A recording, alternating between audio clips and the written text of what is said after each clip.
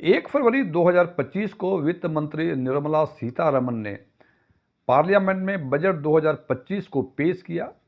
जो कि 1 अप्रैल 2025 से लागू है। इस बजट में टैक्स के बारे में कई सारी घोषणाएं की गई हैं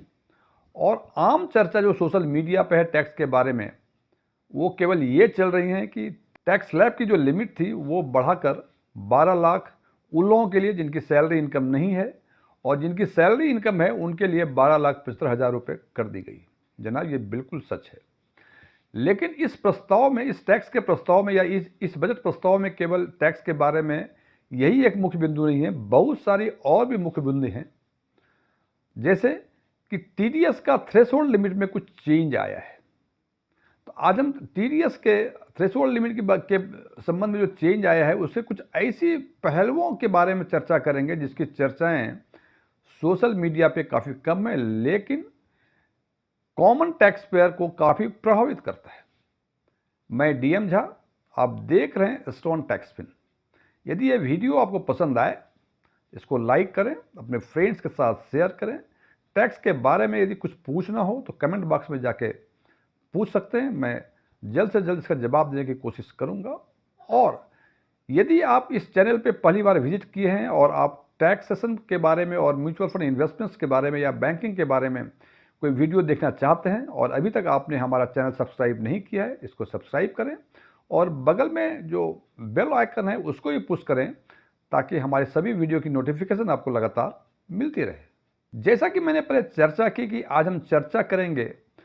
टीडीएस के उन पहलुओं पे, या यूं कह सकते हैं टैक्सेशन के उन पहलुओं पे जिसकी चर्चाएं आम सोशल मीडिया पे काफ़ी कम हैं, लेकिन वो कॉमन टैक्स पेयर्स को कुछ अधिक ही प्रभावित करती हैं।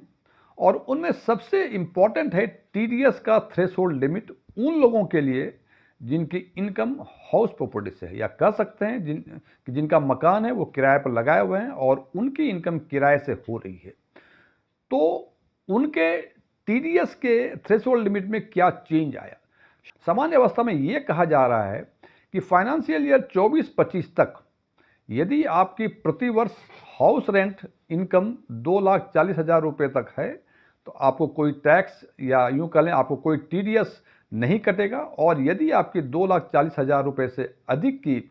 एनुअल रेंट है तो आपको 2% टीडीएस पे करना पड़ेगा, यानी जो आपका किराएदार है वो 2% टीडीएस काट के ही रिमेनिंग अमाउंट जो है आपको किराए के रूप में देगा। इसके साथ ही ये जो नया बजट प्रस्ताव 2025 का 1 फरवरी 2025 को पेश किया गया उसमें यह कहा गया,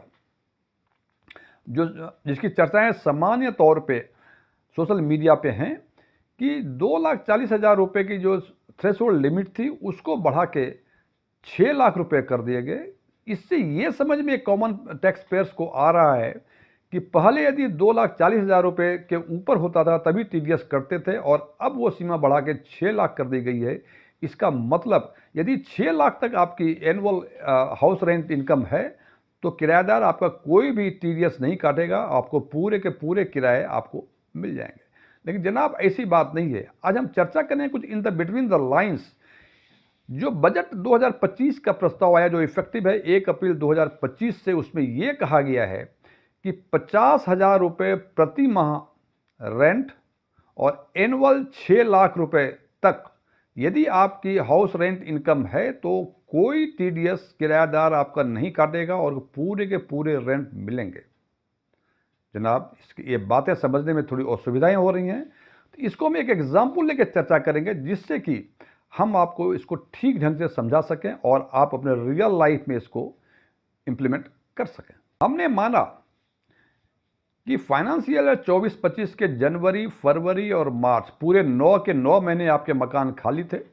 और जनवरी, फरवरी, मार्च, जनवरी से आपका मकान किराए पर लगा और 80,000 रुपये प्रति माह आपको किराया मिल रहा है। और इस हिसाब से 24-25 में जो रेंटल इनकम आपकी एनुअल हुई वो हुई 2,40,000 रुपये। सेम एग्जाम्पल रिपीट करते हैं कि 80,000 रुपये प्रति माह फाइनेंशियल ईयर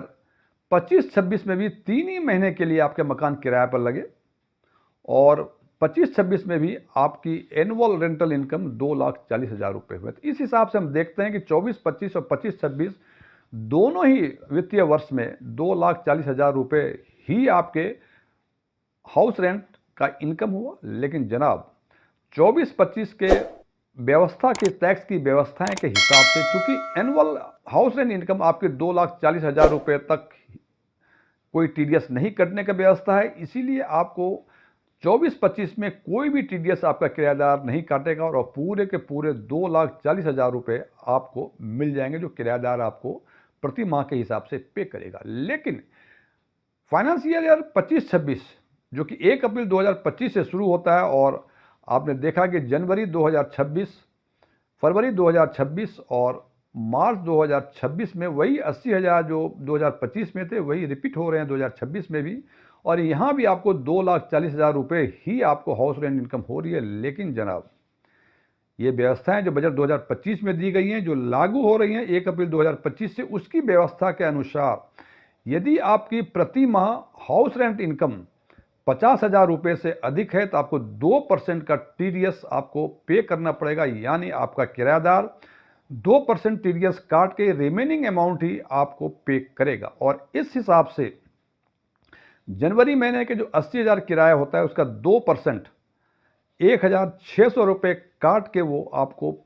किराया पे करेगा, और आपके बिहाफ में आपका किराएदार 1,600 रुपये प्रति माह जनवरी, फरवरी और मार्च तीनों ही महीने का टीडीएस आपके पैन नंबर पे जमा करा देगा। और इस हिसाब से हम देखते हैं कि आपके 25-26 में भी 2,40,000 की इनकम थी, 24-25 में भी 2,40,000 की इनकम थी, लेकिन 25-26 में चूँकि व्यवस्थाएं चेंज हो गई हैं, इसलिए 2,40,000 एनुअल हाउस रेंट इनकम होते हुए भी यहाँ आपको 3 महीने का 1,600 रुपये प्रति माह के हिसाब से, यानी 4,800 रुपये आपका किराएदार टीडीएस के रूप में डिडक्ट करेगा। उसके बाद जो रिमेनिंग किराया होगा वही आपको मिलेगा। और इस हिसाब से देखते हैं कि दोनों ही वित्तीय वर्ष में जो चेंज आया हुआ है, ये चेंज केवल एनुअल इनकम का नहीं है, वस्तुतः ये फाइनेंशियल ईयर 25-26 में मंथली इनकम का भी थ्रेशोल्ड लगाया हुआ है। ये मैंने एक एग्जाम्पल दिया है जनाब, ये कुछ भी हो सकता है, लेकिन ध्यान रखें